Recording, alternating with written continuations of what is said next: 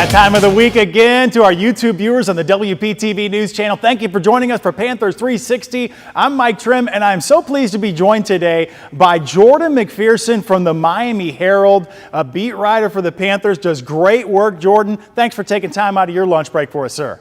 Yeah, thanks so much for having me. Been looking forward to this for a little while now.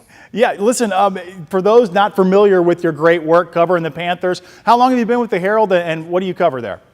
Yeah, so this is year 7 for me at the Herald, year 3 full-time on the Panthers beat. I also cover the Miami Hurricanes football team. I'm on year 2 of that. And prior to that, I actually spent 4.5 years covering the Miami Marlins. Got to cover a couple playoff runs, but obviously that team is a little bit different than what we're seeing with these Panthers and with the Miami Hurricanes. Yeah, all Miami, all day. Gotta love it, Jordan. And like I said, do great work. So check out his work with the Miami Herald. But let's get right down to it, and let's talk about the team right now and the most recent news. Let's talk about another injury, as if we needed another one here for Panthers fans and Cats fans. By the way, you can get your question, comments in. If we get them during this YouTube Live, we can get them answer for you with Jordan here. Jonah Gadjevich going to be sidelined with an upper body injury now roughly for the next 3 months. Happened in that 3-0 win over the Vegas Golden Knights at home October 25th. Undergoing surgery this week. You know, we looked for the video of that game and looked at it closely. It didn't look serious, whatever happened to him, but here we are with this news. Who fills in the gap there, and what do you think about this newest injury? Yeah, I mean, it's another big hit for them. And with Gadjevich, I mean, he played the entire game. He was out there on that final shift. So when Paul Maurice initially said that he was going to be out, he'd be reevaluating a week, I thought, okay, a week long, okay, no big deal. They have enough fourth line depth. 3 months, that's another big hole. I mean, him and Tomas Nosek now from that fourth line out long term. You're going to look at Noah Gregor's going to keep getting time on that wing, on that right wing on the fourth line with AJ Greer left wing and Cole Schwinn at center. And that line has looked pretty good over this road trip, over these last 3 or so games that they've been together. So I like what they see. I see from that group, that line has been building some chemistry pretty quickly. But yeah, now we're up to five guys who are mainstays in this lineup that are out long term. Obviously, Gadjevich now, I mentioned Tomas Nosek, the 2 big guys in Alexander Barkov and Matthew Tkachuk, and then Dmitry Kulikov being out for about 5 months as well with the injury and the surgery he underwent. So a lot of weathering that the Panthers have to do, but that's the thing about this team that Bill Zito built. They have so much depth that, for the most part, they have been able to weather a lot of this so far. It's a matter of just how long they're going to be able to sustain this with so many big bodies out. Yeah, it really shows how strong the organization is that they built for depth, but that depth is definitely being challenged now. So you have Gadjevich out. But, you know, with that, now we're looking at timelines. The Kulikov injury that hurt us as well because he just doesn't make mistakes. But when you look at timeline of when people come out, now that's a thing with the Panthers when they come back. Matthew Tkachuk, you know, we talked about general manager Bill Zito. He used the words himself, December-ish. You know, I was asking before we started this, could that mean practice ice soon, or you think December is when he could actually see the ice for the first time? What are we looking at for a potential comeback with Matthew Tkachuk? Yeah, so that December-ish timeline, it's an interesting one because Matthew Tkachuk, even before he underwent surgery, he told ESPN that if he had surgery, it'd be likely January would be when he would return to games. So my gut is saying that December-ish timeline would be when he gets to practice. Obviously, it's still, that December timeline's still a month away. Hoping to get some clarity from Paul Maurice once the team comes back from the road trip about where things stand, both with him and Alexander Barkov. I know Barkov's out for a lot longer than Tkachuk, and the hope for Barkov is to be back for the playoffs, but it'll still be good to see some more updated timelines with both of them. I mean, obviously, the sooner either of them gets back, the better for the Panthers, but they're probably going to try to hold off until they're as close to full strength as possible to get either of them back into game action. Yeah, Barkey's such an icon. We're seeing him in the Heat games, you know, yeah. FAU practice. Like, gosh, we just wish you could have him back as soon as possible, but we want him to be strong as well. So let's talk about the team that is intact and fighting hard. The Panthers wrapping up their West Coast swing tonight in Las Vegas against the Golden Knights. Beat them already at home. What have you seen these last 3 games? I mean, from what I've seen, like a little bit of good, a little bit of bad, and everything in between. They played a strong game against the Kings when they won. Yeah, so this road trip, it's been, like you said, a little bit of everything. That first game against Anaheim was a real anomaly from a Florida Panther standpoint. They dropped that 7-3. They gave out, I think it was 4 or 5 unanswered goals after getting the game to 3-2, and then it just fell off from there. You don't see that often from the Panthers, giving up 7 goals, especially in that fashion. The Kings game was a nice, needed rebound game. A couple goals from Brad Marchand, Sam Reinhart on his birthday scoring, Anton Lundell the shorthanded goal. You saw a little bit of and then the Panthers, by building the lead, were able to do their clamp down, shut down defensive third period that they've become so accustomed to seeing. And then the San Jose Shark game, I liked how they played in that game against San Jose, even with the 3-1 loss. San Jose's goalie was just absolutely terrific. I mean, 37 saves on 38 shots. The Panthers only gave up, I think, like 7 or 8 shots on goal in the final 2 periods and just couldn't find the back of the net to save their lives.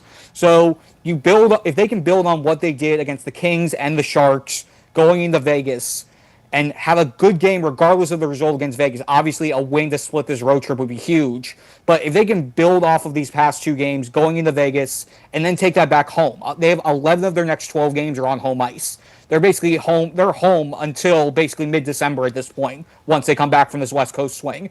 They've been great at home so far this year, so if they can finish this road trip on a strong note and then carry back over to what they've been doing at home, this should set them up nicely for this next little run here.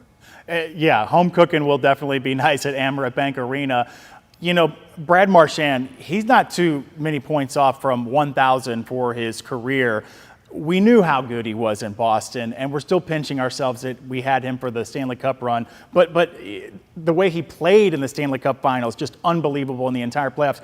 We're seeing that this year, though. I mean, he is on a streak right now. He had a little time for a personal matter there, and the return to Boston was emotional. But are you still amazed how much? I don't want to say left in the tank, because clearly he has a lot left in the tank, but at his age, performing at this high of level, we're finally seeing it as Panthers fans through the course of a regular season, not just a truncated playoff run. Does that surprise you, and do you expect him to continue on this torrid pace? It only surprised me because of the role and the necessity that the Panthers have needed this from him. So remember, when they got him, he was on the third line. They just needed him to do what he could to help Etu Lewis-Ryan and Anton Lundell up their game. And when he was on the ice in a somewhat limited capacity, or lesser role, I should say, do what you have to do. Now, he's essentially their main guy. Again, without Barkov, without Tkachuk, and with Sam Bennett sort of scuffling to start the year, Carter Verhaeghe scuffling to start the year, Sam Reinhart's finally heating up. But from game 1, they've needed Brad Marchand to be the Brad Marchand of his earlier career. And he's living up to it right now. 10 goals on the season, 16 points, both leading the team. Had points in each of his first 5 games, and then he has points in 7 straight going into this Vegas game. And like you said, he's 4 points away from 1,000 for his career. Something only about 100 guys in NHL history have ever done. So the fact that he's doing this in such a pressure role that he has, being on the top line, being on the top power play, having to contribute on the penalty kill, and being able to do this while eating all the minutes that he is, that's what's impressing me the most, is the value he's bringing while it being as much of a necessity as it is compared to the luxury that it was for the Panthers during the playoff run last season. And he really steadies the ship. I mean, in the locker room, his presence, he just fit right in. He loves to talk with the guys, talk them up. He's as happy as somebody else's success as he is his own, and really that line that he gelled with in the playoffs, we're seeing that throughout the whole team now. Are there any other things that have kind of jumped out at you in this early going besides Marchand's torrid pace, which maybe some expected? Any other players that we're expecting to really jump off here soon, or somebody that really needs to up their game? Yeah, I've been a big fan of what Mackie Samoskevich has done so far this year. He's in his second full year after playing basically every game last season as a rookie. Ended up sitting out the playoffs just because the style of game, the physicality really got to him, but he's really made an impact so far this season. 7 assists on the season, 9 points. He's getting run on the top power play unit, alternating between the top power play and the second power play. But his speed down the ice, he has an incredible shot, an incredible left-handed shot. He just seems to be finding the right holes to make plays, and he's not trying to overdo it. And the fact that the Panthers have had so many injuries, he's had to basically play in a bunch of different roles.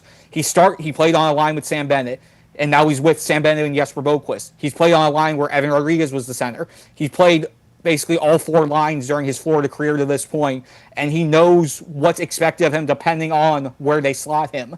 And he's really showing his versatility now, and that's something that was something he needed to work on and really take a step up going into this offseason, and he's really stepped up there. And then defensively, I'm gonna give a shout out to the new kid, Donovan Sabrango. The Panthers claimed him off waivers from Ottawa early in the season. It took him about a week and a half before he could actually join the team because of a visa issue.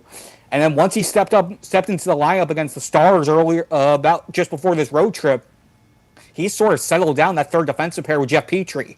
Once Kulikov went down, that third pair was really struggling with Petrie and Uvis Balinskis. Sabrango has brought some juice. He's brought some jump. And he's really helped give Florida that third pair to go with Nico Mikkola and Seth Jones and Gustav Forsling and Aaron Ekblad. Yeah, two of the best on the planet, right now, those pairings. But, yeah, to have noticed that significant uptick with Sabrango in there with Petrie and that matchup as well. So you've been covering the Panthers for quite a while now, 7 years, and you've seen the ups and downs, the rise of the organization into a Stanley Cup contender and winner every year. You travel for the playoffs, but the regular season, you're here homebound. Do you have a game day routine? If I don't know if you have one, any superstitions, but when it is game day, when they return, or let's just say tonight against the Vegas Knights, what do you do for away games and home games? Any superstitions for you, Jordan?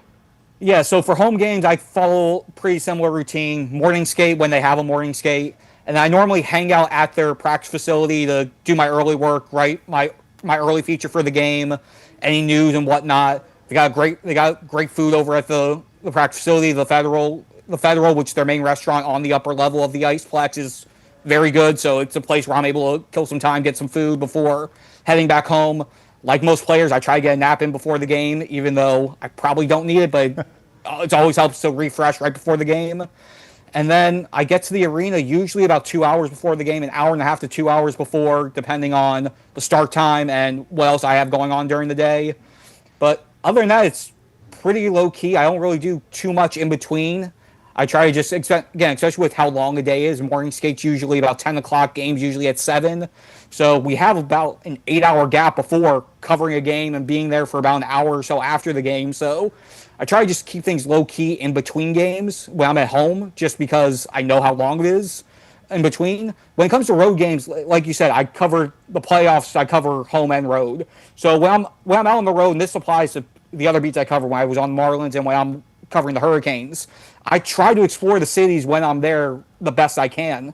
I'll take advantage of the about 4 or 5 hour gap in between morning skating the game, or if I'm able to get in early enough the day before the game, just explore the city, go to a restaurant or two, check out the scene, because there's only so many chances I'm going to have to be able to do this at various cities. So I try to just take it all in while I'm there. Not taking it for granted. You got to love that. The game day routine there from Jordan McPherson with the Miami Herald. Hey, I want to thank you so much for taking time for our YouTube viewers here on WPTV and Panthers 360, the news show.